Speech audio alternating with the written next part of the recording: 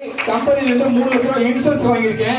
நான் மட்டும் இல்ல, என்னை நம்பி வந்த 5 நபரை 3 லட்சம் ரூபாய் இன்சூரன்ஸ் வாங்க வச்சுதான் வாங்கிருக்கீங்க.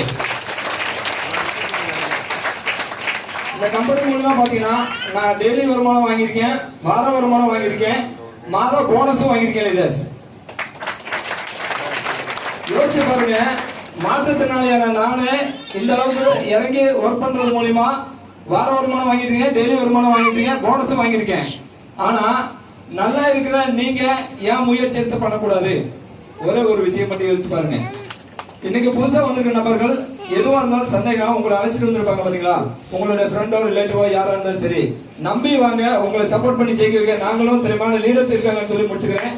இதுக்கு முன்னாடி பாத்தீங்கன்னா நான் தனியார் தொழில மாதம் 5000 ரூபாய் சம்பளம் வாங்கிட்டு இருந்தேன் லீடர்ஸ். ஆனா அங்க வந்து எந்த ஒரு சப்போர்ட்டும் கிடையாது. ஆனா இந்த ஒரு பிசினஸ் வாய்ப்பு எடுத்தது மூலியமா என்னோட அப்ளை லீடர்ஸ் வழிகாட்டுதல்படி நான் என்னோட ஒரு வார வருமானம் பாத்தீங்கன்னா அதிகபட்சமா 26,000 வாங்கி தான் முன்னாடி பேசிட்டு இருக்கேன்.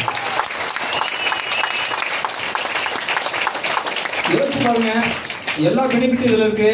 நம்பி வாங்க, உங்களை சப்போர்ட் பண்ணி ஜெயிக்க வைக்க நாங்களும் திறமான லீடர்ஸ் இருக்காங்கன்னு சொல்லி முடிச்சுக்கிறேன். Thank you thank you thank you leaders. Thank you, super.